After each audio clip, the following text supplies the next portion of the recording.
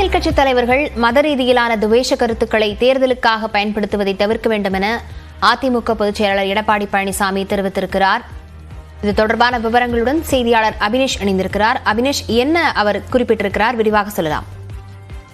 லாவண்யா, நேற்று முன்தினம் பிரதமர் நரேந்திர மோடி ராஜஸ்தானில் நடைபெற்ற பிரச்சார கூட்டத்தில் இஸ்லாமிய மக்கள் குறித்து பேசிய கருத்துக்கள் நாடு முழுவதும் ஒரு எதிர்ப்பலையை உருவாக்கி இருக்கிறது.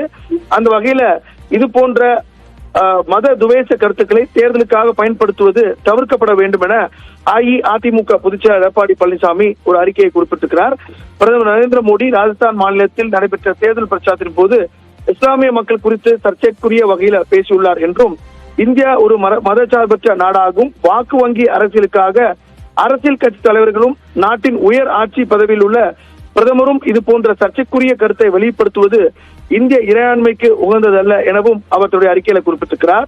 இஸ்லாமிய மக்களுடைய மனது புண்படும்படி இது போன்ற கருத்துக்களை தெரிவிப்பது ஏற்புடையது அல்ல என குறிப்பிட்டக்கூடிய அவர், அரசியல் கட்சி தலைவர்களும் ஆட்சி அதிகாரத்தில் உயர் பதவியில் உள்ளவர்களும் இது போன்ற கருத்துக்களை தவிர்ப்பது நாட்டின் நலனுக்கும் மத நலனத்திற்கும் நல்லது என்றும் அவர் தன்னுடைய அறிக்கையில குறிப்பிட்டிருக்கிறார்.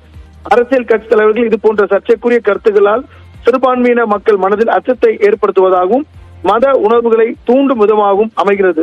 தேர்தல் பிரச்சாரத்திற்காக கண்ணியம் தவறிய இது போன்ற மத துவேஷ கருத்துக்களை யார் பேசினாலும் அது இந்திய இறையாண்மைக்கு எதிரானதாகவும் நாட்டின் நலனுக்கு இது முற்றிலும் தவிர்க்கப்பட வேண்டும் என தன்னுடைய அறிக்கையில எடப்பாடி பழனிசாமி ஒரு கருத்து தெரிவித்திருக்கிறார்.